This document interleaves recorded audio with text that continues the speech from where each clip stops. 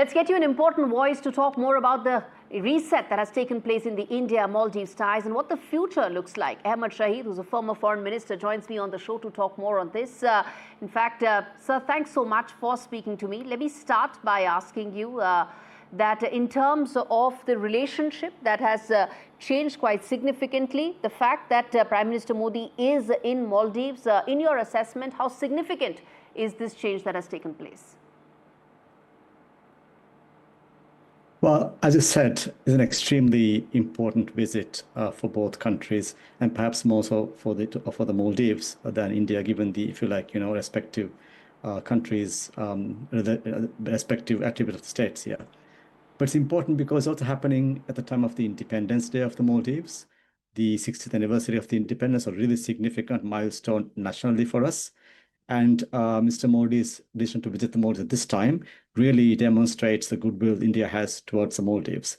And again, highlights the fact that the two countries have a very, if you like, resilient relationship that has survived a rather rough patch recently on account of, I suppose, the political change in the Maldives.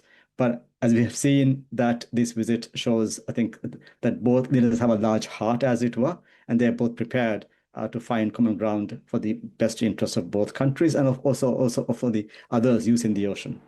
President Muizzu's gesture, very important gesture that he went to receive the Prime Minister along with his cabinet, it does mark an intent on the administration side to now build on the change that has taken place, the reset that has taken place. How do you read it? What is your assessment of going forward of the relationship? I think extremely important. I would say over the past 20 years in particular, that significance has really dwarfed everybody else in terms of the development support India is able to give across many, many sectors. And here it's not just about lines of credit in emergencies such as the present time or earlier, but also because in terms of the trade and other development activities. So infrastructure in the Maldives from about, say, 1970s, mid-70s onwards, with the first airport in the Maldives, has had a significant Indian contribution.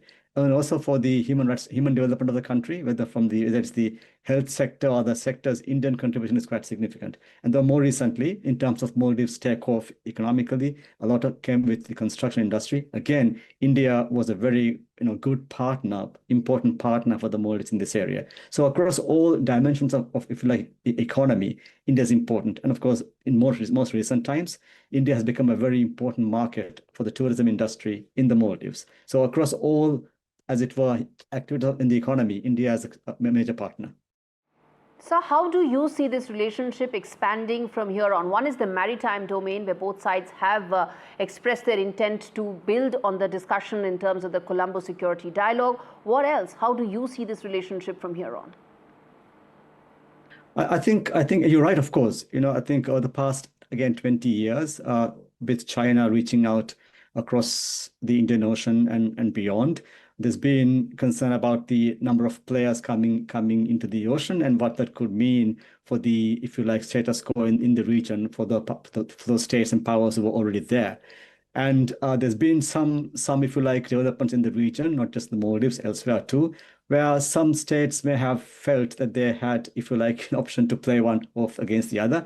I don't think anyone really did that, but the option that they had more options than just one country was something, I think, in the back of their mind. And in the Maldives, again, like I said, the domestic political instability or turmoil or unsettled situation meant there were opportunities for various local political actors to, if you like, instrumentalize their foreign connections. So it's very much an attempt to instrumentalize their own political ambitions with foreign connections that had played into this game.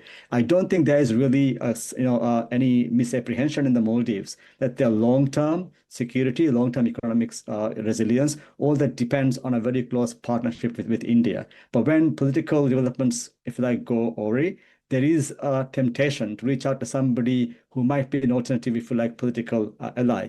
And of course, China has made important contributions to the Maldives economy, such as infrastructure projects. But there is no reason to think that one should be set off against the other. I framed the India first foreign policy for the Maldives back in 2005 when I was first as a foreign minister of the Maldives.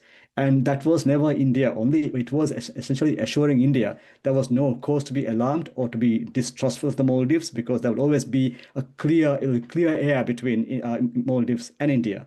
And that would be very close collaboration. And that of course, was the platform upon which, under under President Gayoom, we expand our foreign connections, opening embassies. We went from 3 embassies to about 13 embassies in about 2 years' time. That external expansion was very much based upon a very solid India-Maldives understanding and trust. So I think this is an opening for President Muizzu to reset that trust building between the two capitals. I think diplomats in both countries have done a remarkable job making sure that the strain didn't really have a long-term impact.